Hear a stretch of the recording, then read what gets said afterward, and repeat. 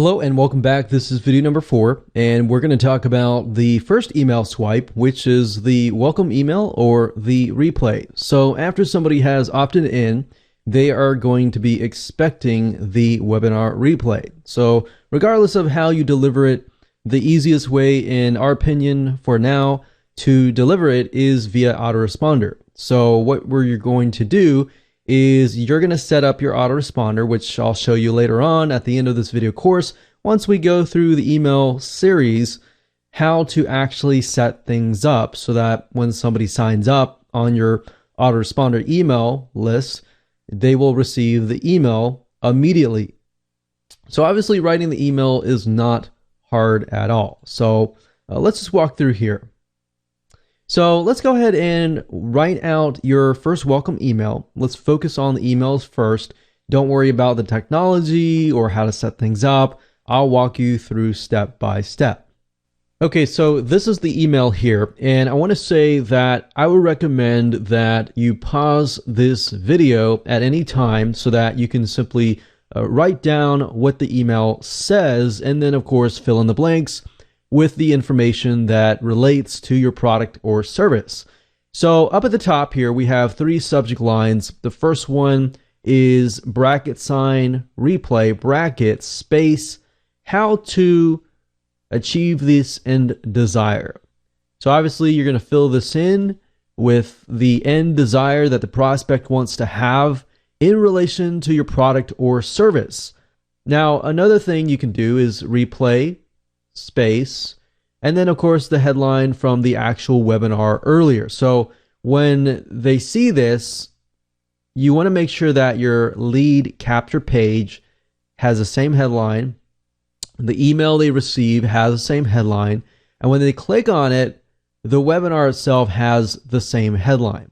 Because you got to realize that you're attracting somebody who really wants to sign up to get access to the webinar replay, and the headline is what grabs them in. So you want to make sure that you fulfill that promise by giving them what you promise, right?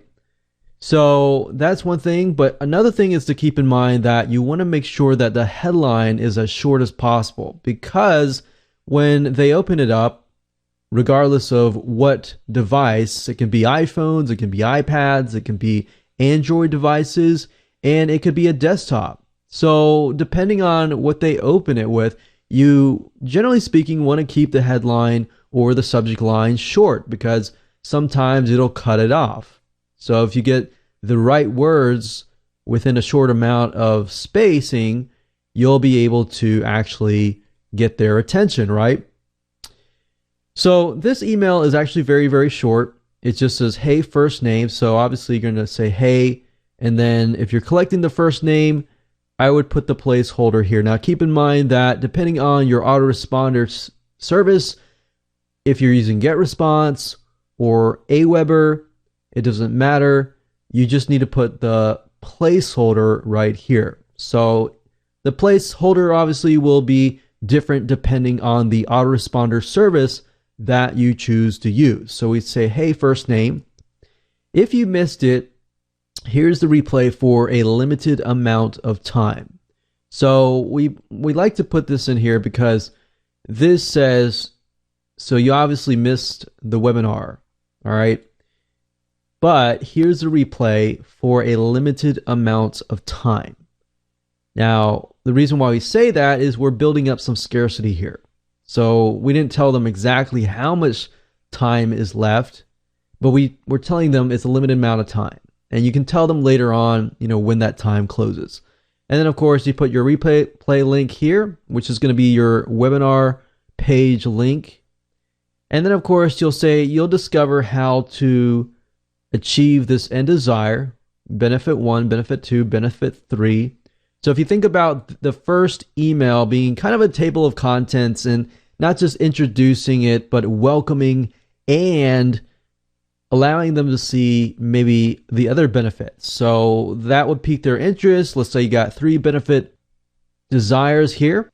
And the reason why we put that is kind of a foresight into what will happen in the future. So if let's say we have 3 benefits right here, that would allow you to create 3 maybe different emails, or if you have four, four different benefit emails, or two different benefit emails.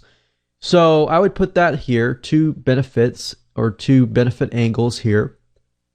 And then I would say I would add scarcity if there is a timer. Now, obviously, if there is no timer, you don't need this paragraph. So we can say this replay link will be up only for a short amount of time. Then it will be taken down in X hours. So don't put this off. So if you're interested in finding out how you could achieve this end results and desire, remove the pain or remove the problem, so you're going to put that here. So go ahead and grab your favorite beverage, remove distractions, and click below and sit back and watch this. So obviously you're going to put your replay link here. And the reason why I like to say this is because before the webinar happens, your goal is to remove as much distractions as possible. If you can remove those distractions and get people in the mindset of like not talking on Facebook or anything like that, you will get their attention. But if you don't say that, then people will have all these different windows open, and it's not to say that you'll be able to prevent that, but that allows you to kind of give them guidance and some call to action. So we put the replay link here, put your warm regards, your name and your company name, if that is the case. And then of course, this gives you the opportunity to kind of tell them what's coming up next. So as long as you are transparent with people and you tell them, hey, tomorrow I will be sending you some tips and advice on how to achieve this end desire. So here's what I would normally do.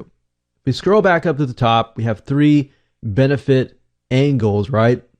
So this is obviously the welcome email. So this does not really have a benefit angle, right?